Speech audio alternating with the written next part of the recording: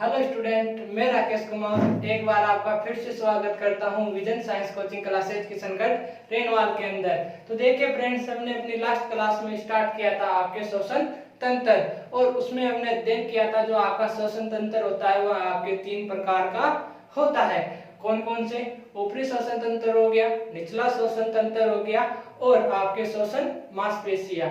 हमने last class में देखा था जो आपका ऊपरी श्वसन तंत्र होता है यह आपके 4 भागों में डिवाइड होता है। कौन कौन से? एक हो गया आपके नासिका, नंबर 2 पे आपका मुख और नंबर 3 पे आपका ग्रसनी तथा नंबर 4 पे आता है आपके स्वर यंत्र या लेरिक्स। इन सभी बातों का अध्ययन हमने अपनी लास्ट क्लास में कर लिया था और जो हम आज की क्लास में स्टार्ट कर रहे हैं वह है आपके हैं निचला श्वसन तंत्र। और निचले श्वसन तंत्र को हम निम्न भागों में विभाजित या बांटा गया है। कौन कौन से? एक हो गया आपकी श्वास नली, नंबर 2 पे आपके श्वसनी व श्वसनिका, ठीक है, और नंबर 3 पे आपके हैं फेफड़े। एक बार देखते हैं निचला श्वसन तंत्र। निचला श्वसन तंत्र, इसके आपको निम्न भागों में डिवाइड किया गया है। नंबर 1 पे आता है आपके श्वास नली, ठीक है। नंबर 2 पे आता है आपकी श्वसनी व श्वसनिका, ठीक है। इसके बाद में आता है आपके फेफड़े, लंग्स, ठीक है। और हम आज की क्लास स्टार्ट करते हैं आपके श्वास नली से, ठीक है। श्वास नली से हम आज अपनी क्लास स्टार्ट करते हैं। जो आपके श्वास नली होती है मानव शरीर में, ठीक है, आपके जो मानव शरीर में आपके श्वास नली होती है वह आपके 5 इंच के करीब लंबी होती है। श्वास नली, ठीक है। श्वास नली की लंबाई हमारे मानव शरीर में आपकी करीबन 5 इंच लंबी होती है। देखो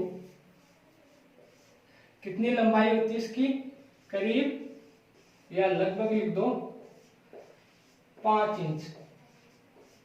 5 इंच लंबी होती है जो आपकी श्वास नली होती है, आपके करीब 5 इंच लंबी होती है। और यह आपके कूट स्तरीय, यह आपके क्या कूट स्तरीय, पक्षमावी, कूट स्तरीय पक्षमावी स्तंभाकार, कूट स्तरीय पक्षमावी स्तंभाकार और उपकलाओं से मिलकर बनी होती है। जो आपकी श्वास नली होती है यह आपके कोट स्तरीय पक्षमावी और स्तंभाकार उपकलाओं से मिलकर बनी होती है। जो आपकी पक्षमावी हो गई मतलब कि पेशियों से मिलकर बनी होती है। स्तंभाकार मतलब कि आपकी जो श्वास नली होती है मेरे प्यारे विद्यार्थियों आपके स्तंभ के आकार होती है। और उपकलाएं अनेक प्रकार की उपकलाओं से मिलकर निर्मित होती है, ठीक है। अब इसके बाद में देखते हैं जो आपकी श्वास नली होती है इसके अंदर आपके सी आकार के छल्ले पाए जाते हैं। जो श्वास नली होती है इसमें आपके सी आकार के छल्ले पाए जाते हैं। सी आकार के, सी आकार के, ठीक है, सी आकार के छल्ले पाए जाते हैं। और ये जो छल्ले होते हैं ये छल्ले आपके उपास्थियों से मिलकर बने होते हैं या उपास्थियों से आपके निर्मित होते हैं। और इन छल्लों का आपके कार्य क्या होता है प्यारे विद्यार्थियों? इन छल्लों का आपके कार्य यह होता है श्वास नली को आपके चिपकने से रोकते हैं। क्या करते हैं? श्वास नली को चिपकने से रोकते हैं, चिपकने से रोकते हैं, ठीक है। और आपके श्वास नली को सदैव खुला रखते हैं। ठीक है, अगर आपकी श्वास नली बंद हो गई तो आप श्वास कहाँ से लोगे और आप श्वास कहाँ से लोगे। ठीक है, यदि आपके नाक यदि आपके पास बंद हो जाती है तो आपके पास दूसरा ऑप्शन होता है कि आप मुख से श्वास ले सकते हो, लेकिन यहाँ पे आपके पास कोई दूसरा ऑप्शन नहीं होता है। तो आपकी जो श्वास नली होती है यह आपके सदैव खुली रहती है। ठीक है, इसके बाद में देखते हैं जो आपकी ये इसमें जो आपके सी आकार के छल्ले होते हैं ये आपके श्वास नली में इस प्रकार से पाए जाते हैं, इस प्रकार से। ठीक है, ऐसे जो अपना ऐसे सी आकार के ऐसे छल्ले होते हैं। ठीक है, इस श्वास नली में कुछ इस प्रकार से आपके पाए जाते हैं। अब इसके बाद में देखो श्वास नली आपके क्या करती है, ये स्वर यंत्र को आपके श्वसनी से मिलाती है।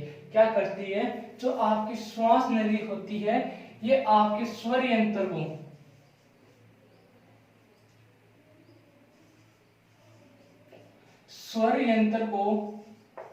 श्वसनी से मिलाती है। स्वर यंत्र को श्वसनी से मिलाती है तथा जो श्वास होता है उसे गर्दन से लेकर वक्षस्थल तक पहुंचाती है। ठीक है, वक्षस्थल में पहुंचाती है आपके श्वास को। ठीक है, और इसके बाद में क्या आता है, आपके श्वास नली जो होती है ये आपके आगे चलकर मतलब कि आपके वक्षस्थल में पहुंचकर दो भागों में डिवाइड हो जाती है, जिसे हम नाम देते हैं आपके प्राथमिक श्वसनी। जो आपकी ये श्वास नली होती है ये आपके वक्षस्थल में पहुंचकर आपके दो भागों में डिवाइड हो जाती है और अपनी तरह के अलग अलग फेफड़ों पे चली जाती है। जो आपकी दाई श्वसनी होती है श्वसनी वो आपके दाहिने फेफड़े में, और जो आपकी बाई श्वसनी होती है वो आपके बाएं फेफड़े में चली जाती है। और इसको हम क्या नाम देते हैं, इसको हम नाम देते हैं आपके प्राथमिक श्वसनी। ठीक है, प्राथमिक श्वसनी,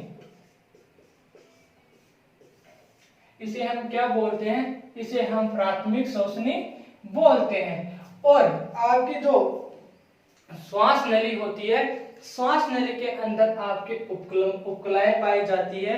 ये क्या करती है, जो आपके वायु श्वास वायु आती है उसको शुद्ध करती है, उसको शुद्ध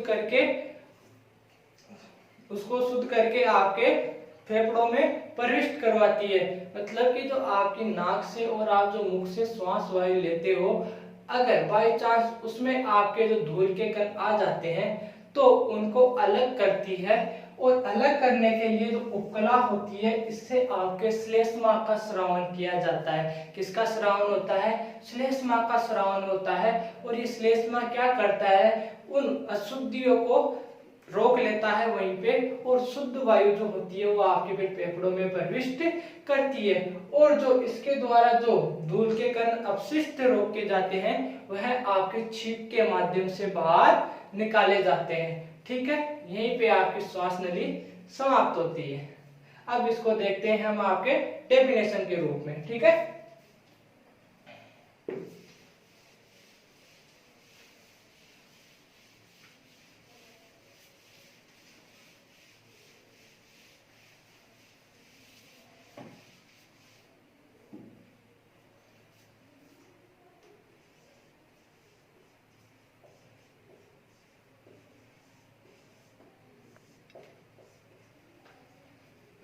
यह करीब 5 इंच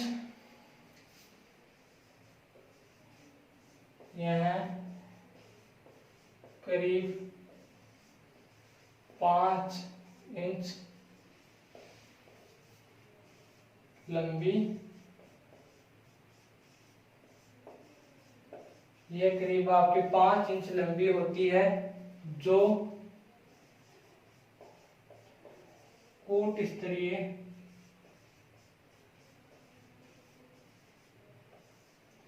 आपके कूट स्तरीय पक्षमापी स्तंभाकार उपकलाओं के द्वारा रेखित कूट स्तरीय पक्षमापी स्तंभाकार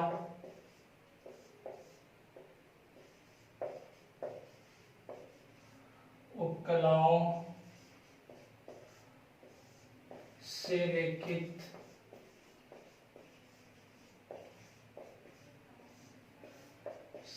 सी आकार के उपास्थि छल्लों से बनी होती है। सी आकार की उपास्थि छल्लों से बनी होती है। ये छल्ले श्वास नली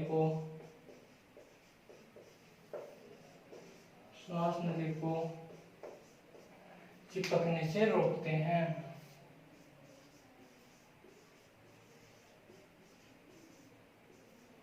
चिपकने से रोकते हैं तथा इसे सदैव खुला रखते हैं।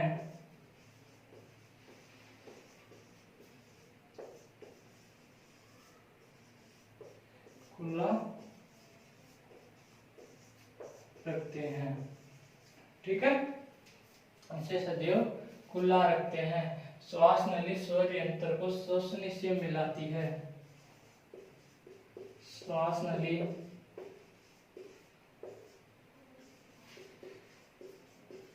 स्वर यंत्र को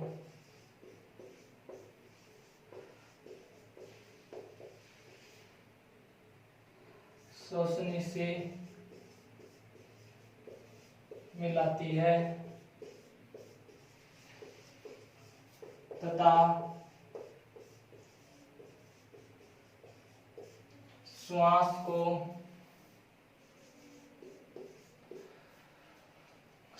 को गर्दन से वक्ष स्थल तक पहुंचाती है। श्वास को गर्दन से वक्ष स्थल तक पहुंचाती है, ठीक है।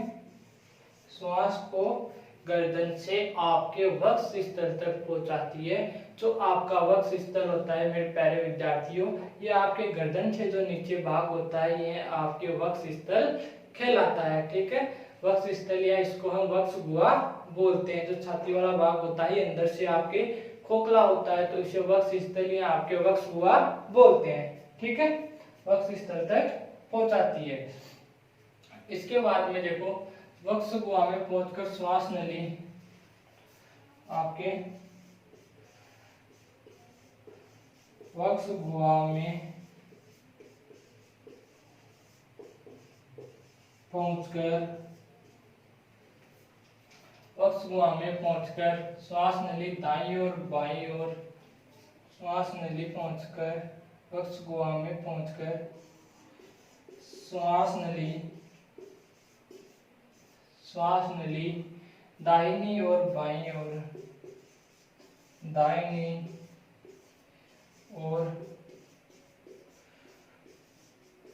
बाईं ओर दो भागों में विभक्त हो जाती है। दो भागों में विभक्त हो जाती है। विभक्त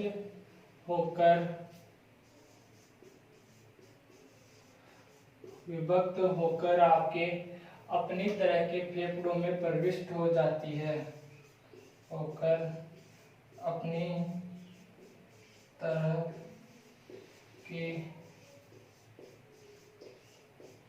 फेफड़ों में प्रविष्ट हो जाती है, ठीक है। अपनी तरह के फेफड़ों में आपके प्रविष्ट हो जाती है, ठीक है। अब आगे देखते हैं इससे।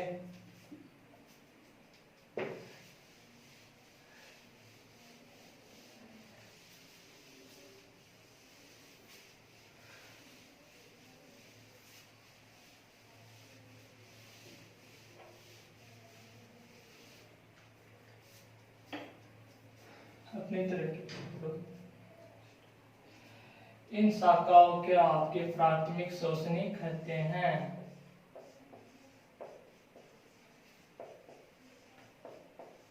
इन शाखाओं को प्राथमिक श्वसनी कहते हैं। इन शाखाओं को क्या कहते हैं? आपके प्राथमिक श्वसनी कहते हैं। ठीक है, इसके आगे देखते हो, श्वास नली में उपस्थित उपकला, श्वास नली में उपस्थित उपकला श्लेष्मा का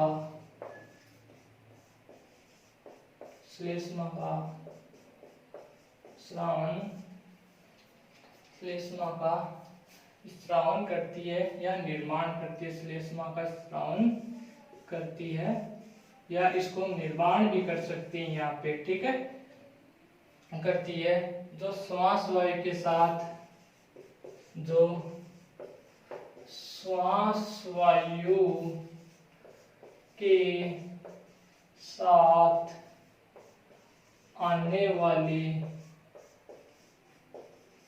श्वास वायु के साथ आने वाली वायु को शुद्ध कर फेफड़ों में प्रविष्ट करती है। साथ आने वाली वायु को शुद्ध कर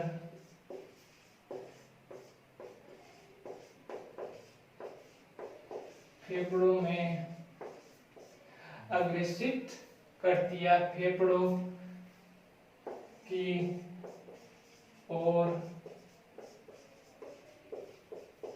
आपके अग्रेसित करती है, फेफड़ों की ओर अग्रेसित करती है। ठीक है, जो आपके श्वास नली होती है, इसमें आपके उपकलमा श्लेष्मा का स्रावन होता है या निर्माण होता है, जो श्वास वायु के साथ आने वाली वायु को शुद्ध कर फेफड़ों की ओर अग्रसरित करती है, मतलब कि फेफड़ों की ओर आपके भेजती है। ठीक है, यहाँ पे आपके श्वास नली कंप्लीट होती है। तो अब हम स्टार्ट करते हैं आपके श्वसनी व श्वसनिका।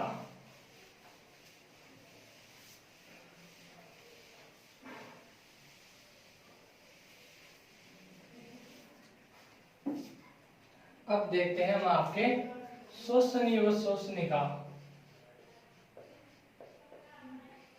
श्वसनी व श्वसनिका। ठीक है, श्वसनी और श्वसनिका।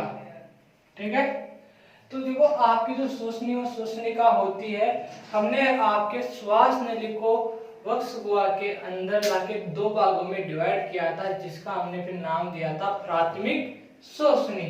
ये आपके, एक मिनट देखना, ये आपके हो गई श्वास नली।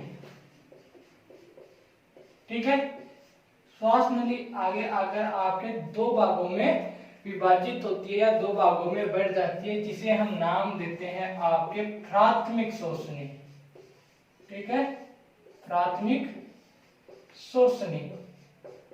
ठीक है, अब इसके बाद में आपके क्या होता है, जो आपकी प्राथमिक श्वसनी है ये और अनेक भागों में बढ़ जाती है। ठीक है, और अनेक भागों में बढ़ जाती है, और उसे हम क्या नाम देते हैं? उसे हम नाम देते हैं आपके द्वितीयक श्वसनी। ठीक है, उसे हम क्या नाम देते हैं? उसे नाम देते हैं हम द्वितीयक श्वसनी। और जो आपकी द्वितीयक श्वसनी होती है वह ठीक इसी प्रकार से आपके और भागों में विभाजित हो जाती है, जिसे हम नाम देते हैं फिर आपके तृतीयक श्वसनी। ठीक है, तृतीयक श्वसनी। और फिर जो आपके तृतीयक श्वसनी होती है वह आपके और भागों में विभाजित हो जाती है या बढ़ जाती है, जिसे हम फिर नाम देते हैं आपके श्वसनिका, जिसे फिर हम नाम देते हैं आपके श्वसनिका। ठीक है, और फिर आपके श्वसनिका होती है वो और छोटे टुकड़ों में विभाजित हो जाती है, और फिर इसे नाम देते हैं हम आपके सीमांत श्वसनिका। सीमांत श्वसनिका। ठीक है, और सीमांत शोषणिका के अंतिम छोर पर आपके क्या पाई जाती है? सीमांत शोषणिका के अंतिम छोर पर आपके पाई जाती है कूपिकाएं। क्या मेरे प्यारे विद्यार्थियों, जो सीमांत शोषणिका होती है उसके अंतिम छोर पर आपके कूपिकाएं पाई जाती है। ठीक है, अब देखो जो आपके श्वासनी और शोषणिका होती है, श्वास नली होती है, यवक सुआ में आके आपके दो भागों में डिवाइड होती है, जिसे हम बोलते हैं प्राथमिक श्वसनी। प्राथमिक श्वसनी और छोटे भागों में विभाजित होती है, जिसे हम द्वितीयक श्वसनी, और द्वितीयक श्वसनी आपके और छोटे भागों में विभाजित होती है, जिसे हम आपके तृतीयक श्वसनी, और जो आपकी तृतीयक श्वसनी होती है आपके और छोटे भागों में विभाजित होती है, जिसे हम श्वसनिका, और आपकी जो श्वसनिका होती है वो लास्ट में आपके और छोटे टुकड़ों के अंदर बढ़ जाती है, जिसे हम आपके सीमांत श्वसनिका कहते हैं। और सीमांत श्वसनिका के अंतिम छोर पे जो आपकी संरचना पाई जाती है उसे हम आपके कूपिकाएं कहते हैं। ठीक है, और ये तो सारी प्रक्रिया होती है आपके प्राथमिक श्वसनी से लेकर कूपिकाओं तक, ये सारे की सारी आपके फेफड़े में पाई जाती है। एक मिनट हम शॉर्ट रूप से डायग्राम भी देख लेते हैं। ठीक है,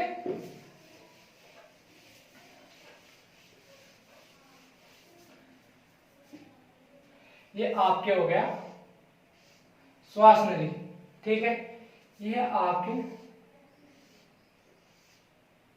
दो भागों में, जिसे हमने नाम दिया था प्राथमिक श्वसनी। ठीक है, एक मिनट, दो फेफड़े बना दिए। ठीक है, अब यहाँ पे क्या होता है, ये तो हो गई आपकी प्राथमिक श्वसनी, शॉर्ट में लिख रहा हूं, समझ आना। ठीक है, ये हो गई आपके प्राथमिक श्वसनी।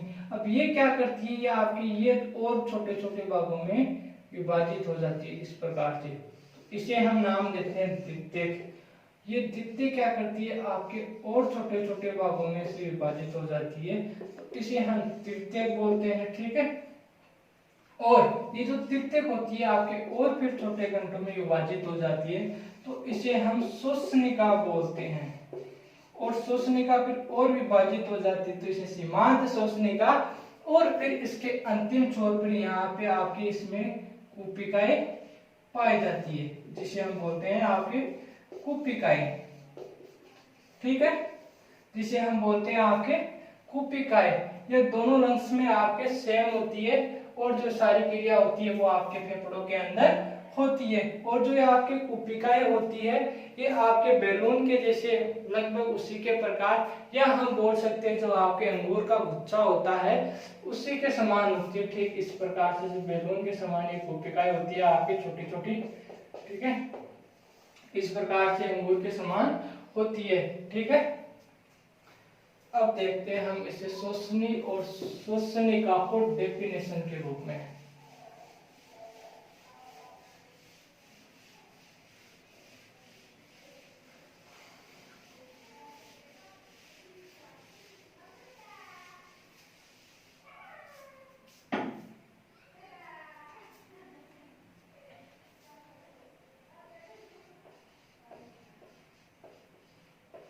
श्वसनी व श्वसनिका।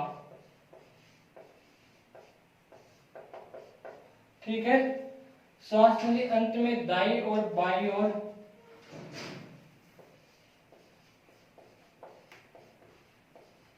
श्वास नली अंत में दाई और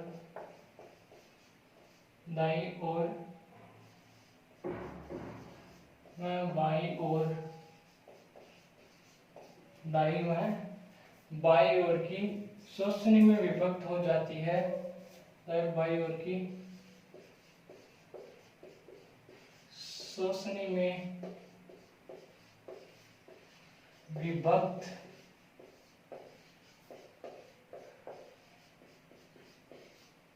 हो जाती है, दाई और बाई ओर की श्वसनी में विभक्त हो जाती है, जिसे हम प्राथमिक श्वसनी कहते हैं, जिसे प्राथमिक श्वसनी कहते हैं। ठीक है। प्राथमिक श्वसनी फेफड़ों में जाकर छोटी छोटी शाखाओं में विभाजित हो जाती है। प्राथमिक श्वसनी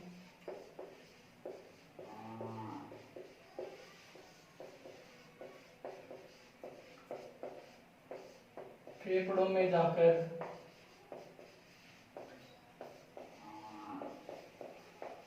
छोटी शाखाओं में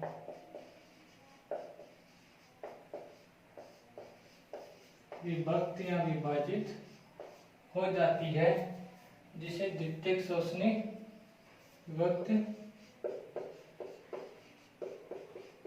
हो जाती है, जिसे द्वितीयक श्वसनी कहते हैं। विभक्त हो जाती है, जिसे द्वितीयक श्वसनी कहते हैं।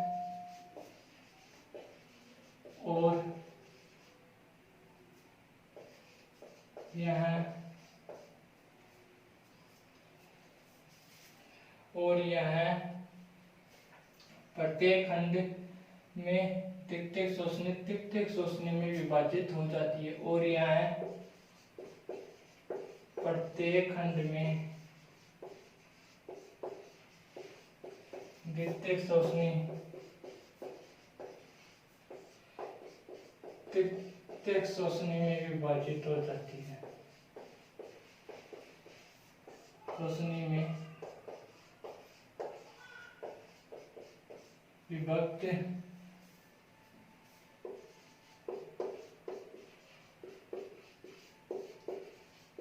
हो जाती है। प्रत्येक तृतीयक श्वसनी आपके छोटी छोटी श्वसनिकाओं में बढ़ जाती है। प्रत्येक तृतीयक श्वसनी आपके छोटी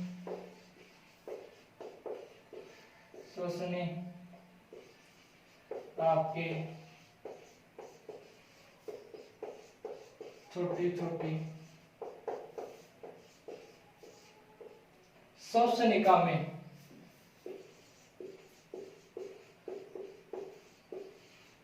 श्वसनिका में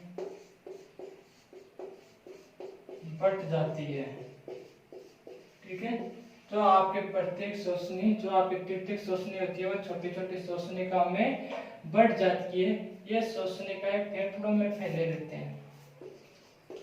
ये श्वसनिका फेफड़ों में फैली हुई होती है। ठीक है, फैली हुई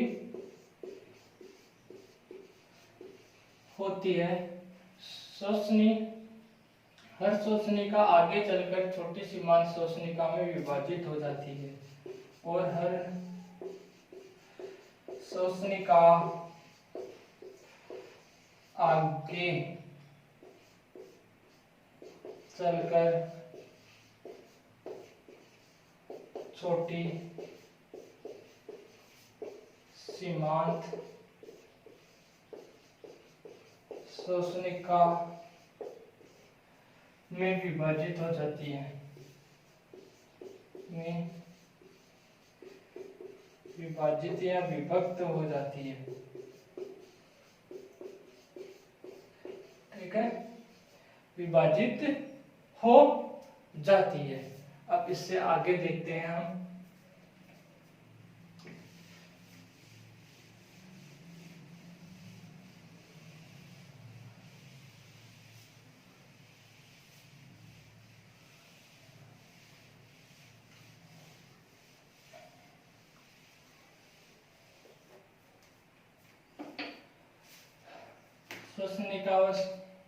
श्वसनी और श्वसनिका मिलकर आपके वक्षनुमा संरचना बनाते हैं। श्वसनी और श्वसनिका मिलकर एक वक्षनुमा संरचना बनाते हैं, वक्सनुमा संरचना बनाते हैं। ठीक है, इसके बाद में देखो जो बहुत सी शाखाओं में विभक्त होती है, जो बहुत सी शाखाओं में विभक्त होती है और इन शाखाओं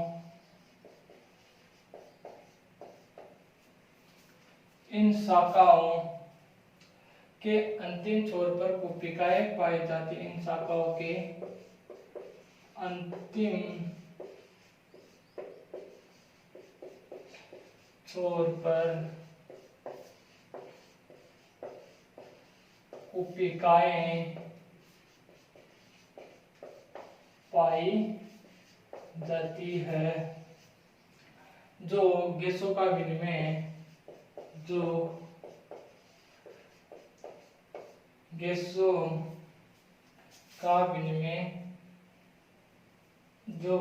के विनिमय में मदद करती है, जो गैसों के विनिमय, ऐसे कर लो, जो गैसों का विनिमय होता है, जो गैसों का विनिमय इन कुपिकाओं के माध्यम से होता है, कुपिकाओं के माध्यम से होता है। जो हमारे शरीर में गैसों का विनिमय होता है O2 व CO2 का, वह आपके कुपिकाओं के माध्यम से होता है। यहीं पे आपकी जो श्वसनीय व श्वसनिका थी वो समाप्त होती है। ठीक है, अब हम आगे आपके फेफड़े स्टार्ट करते हैं। इसके बाद में हम स्टार्ट करते हैं आपके फेफड़े, लंग्स।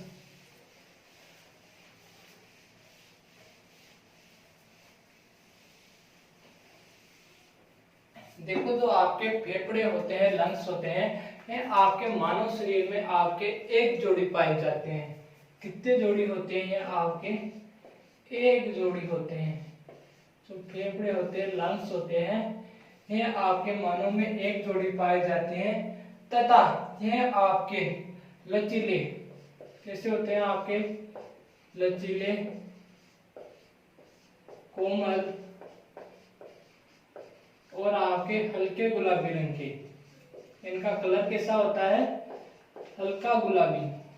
ठीक है, ये हल्के गुलाबी रंग के होते हैं और ये आपके मानव शरीर में आपके एक जोड़ी पाए जाते हैं, जो वक्ष गुहा के या वक्ष स्थल के ठीक बाएं व दाएं और मध्य पट के ठीक आपके ऊपर पाए जाते हैं। कहाँ पे पाए जाती है? आपके शरीर में एक जोड़ी पाए जाते हैं, जो आपके मध्य पट के ठीक ऊपर पाए जाते हैं। ठीक है, एक जोड़ी।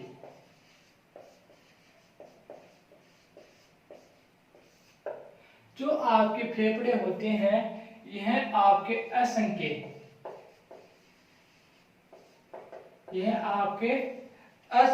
श्वास नलियों,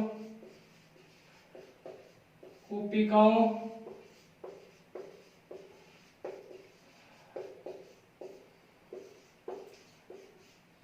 रक्तवाहिनियों और आपके लसिका वाहिनियों,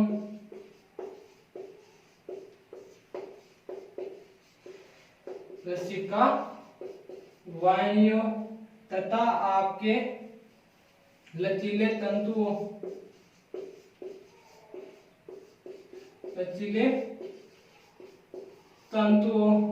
तथा आपके झिल्लियों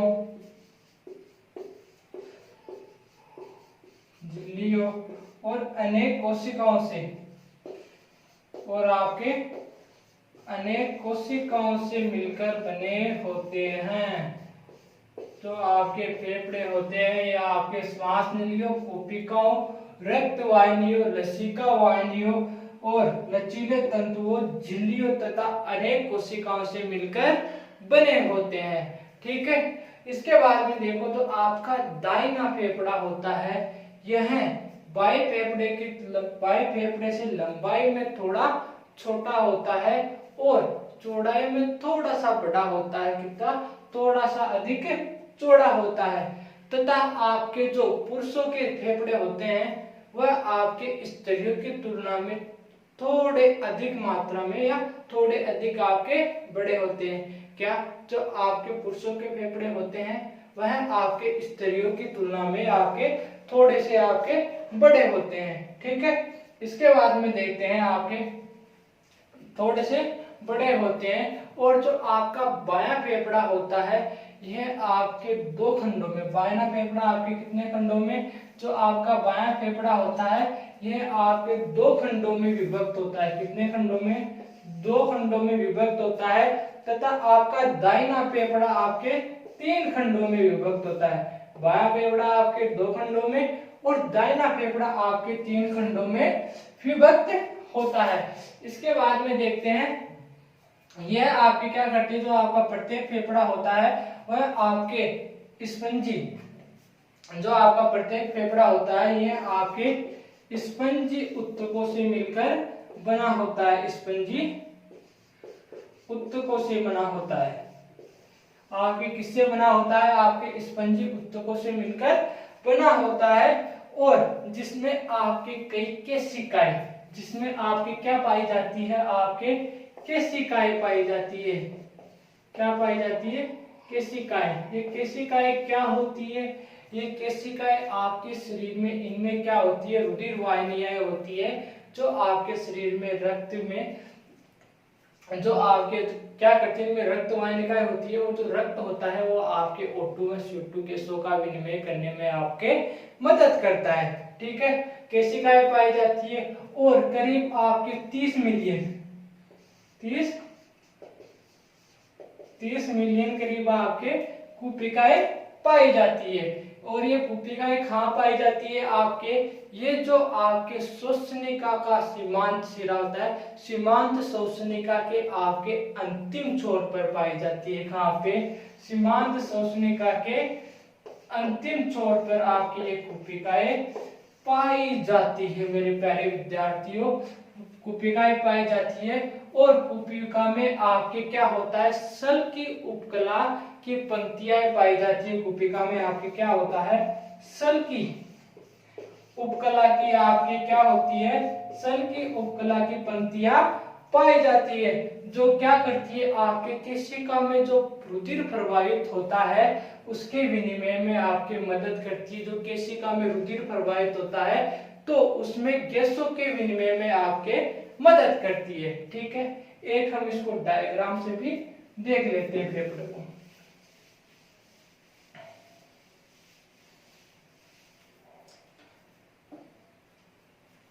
ये आपके श्वास नली हो गई और ये आपके प्राथमिक श्वसनी हो गई। ये आपके दाहिना फेफड़ा हो गया और ये आपके बायां फेफड़ा हो गया। ठीक है, मनुष्य में कितनी जोड़ी फेफड़े? एक जोड़ी फेफड़े, एक इधर वाला एक इधर वाला, दो फेफड़े हो गए। एक दाहिना हो गया एक बायां हो गया, दो फेफड़े हो गए। और ये कहाँ पे पाए जाते हैं? आपके वक्ष स्थल में। वक्ष स्थल में एक तो ठीक दाएं भाग में, एक बाएं भाग में। फेफड़ों के नीचे जस्ट आपके एक संरचना पाई जाती है जिसे हम क्या बोलते हैं? इसे हम मध्यपट बोलते हैं। क्या? इसे हम आपके मध्यपट बोलते हैं। ठीक है, इससे आगे चले और आपको बता दिया तो फेफड़े होते हैं, इनमें अनेक आपके श्वास नलियों, कुपिकाएं, रक्त वाहिनियों, लसिका वाहिनियों, लसिका तंतु आदि से मिलकर ये बने होते हैं। और जो आपके ये फेफड़े होते हैं यह आपके स्पंजी ऊतकों से भी बने होते हैं। ठीक है, इसके बाद में देखते हैं जो आपका दाहिना फेफड़ा होता है, मतलब कि ये वाला, ये बाएं फेफड़े से थोड़ा सा लंबाई में छोटा किंतु परंतु आपके चौड़ाई में थोड़ा ज्यादा चौड़ा होता है। और स्त्रियों के जो फेफड़े होते हैं वो पुरुषों की तुलना में थोड़े छोटे होते हैं। ठीक है, यही फैक्ट है। और इनमें आपकी क्या पाई जाती है, इनमें आपके कोशिकाएं पाई जाती है, जो मैंने आपको पिछले अभी लास्ट में बता दी। ठीक है, अब इससे आगे चलते हैं, इसको देखते हैं हम आपके डेफिनेशन के रूप में।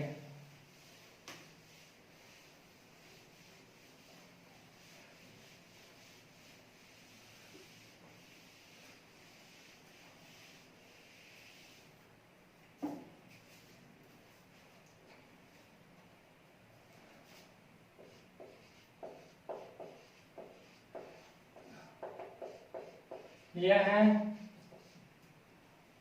आपके लचीले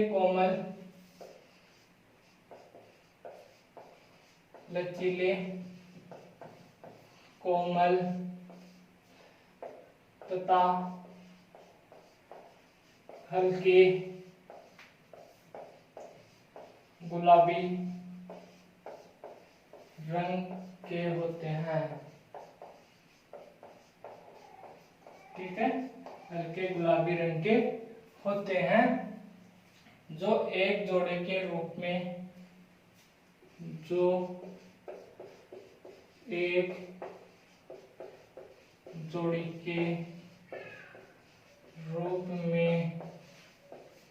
जोड़ी के रूप में शरीर के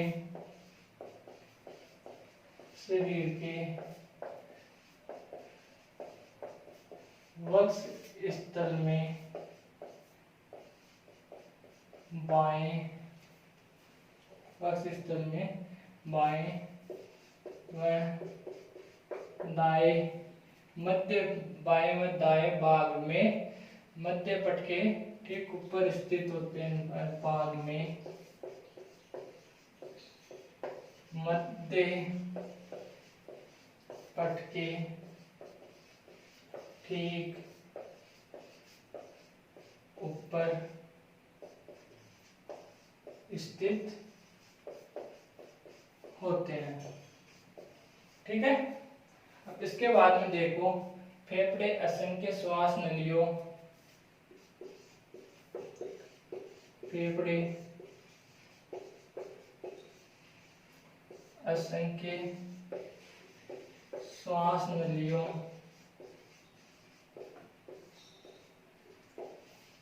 कोशिकाओं रक्त वाहिनियों लसिका वाहिनियों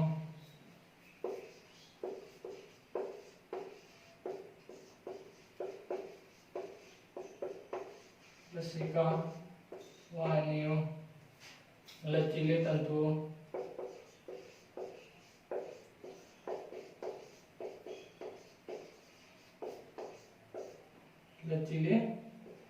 तंतुओं और आपके झिल्लियों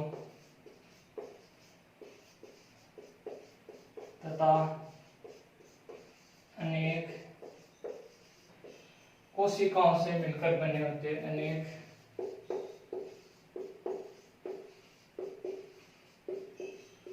कोशिकाओं से निर्मित होते हैं। अनेक कोशिकाओं से निर्मित होते हैं। ठीक है, इसके बाद में देखते हैं अपन, तो आपका प्रत्येक फेफड़ा होता है वह आपके स्पंजी ऊतकों से मिलकर बना होता है। प्रत्येक फेफड़ा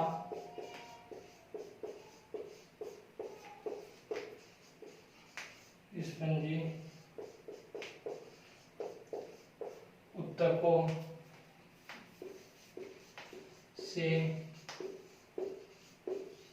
मिलकर बना होता है। प्रत्येक फेफड़ा आपके स्पंजी ऊतकों से मिलकर बना होता है।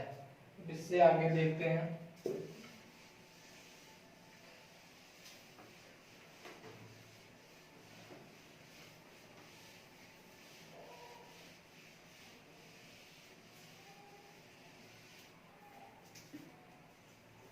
प्रत्येक फेफड़ा आपके स्पंजी ऊतकों से मिलकर बना होता है, जिनमें कई कोशिकाएं जिनमें कई केशिकाएं तथा करीब 30 मिलियन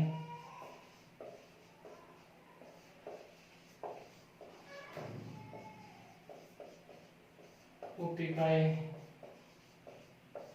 पाई जाती है।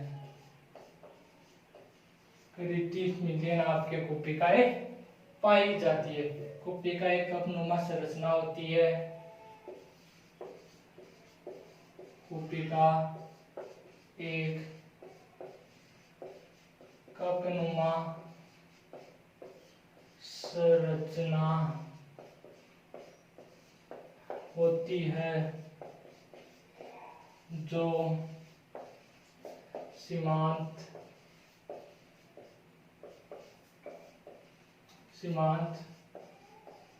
श्वसनिका के अंतिम छोर पर पाई जाती है। के आखिरी सिरे पर पाई जाती है। आखिरी सिरे पर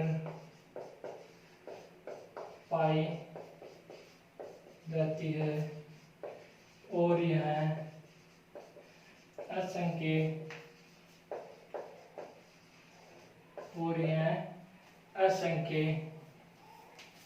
असंख्य केशिकाओं से घिरी रहती है।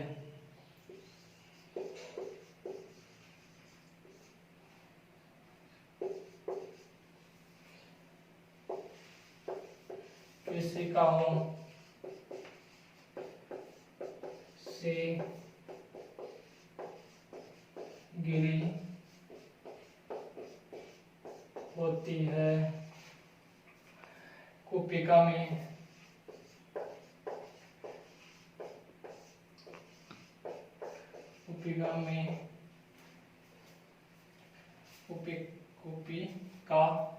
सेल की उपकला की पंक्तियां पाई जाती है। सेल की उपकला की पंक्तियां पाई जाती है जो केशिका में प्रवाहित रुधिर से गैसों के विनिमय में मदद करती है। जो केशिका में प्रवाहित रुधिर से गैसों के विनिमय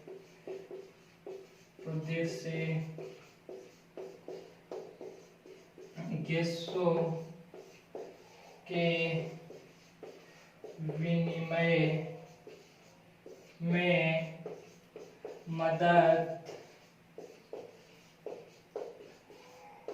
करती है। जो गैसों के विनिमय में आपके मदद करती है। यहीं पे आपका जो निचला श्वसन तंत्र था वह आपके समाप्त होता है। हम नेक्स्ट क्लास में कंटिन्यू करेंगे। उम्मीद करूंगा आपको क्लास बहुत अच्छी लगी होगी। तो लाइक एंड सब्सक्राइब करना ना भूलें। धन्यवाद।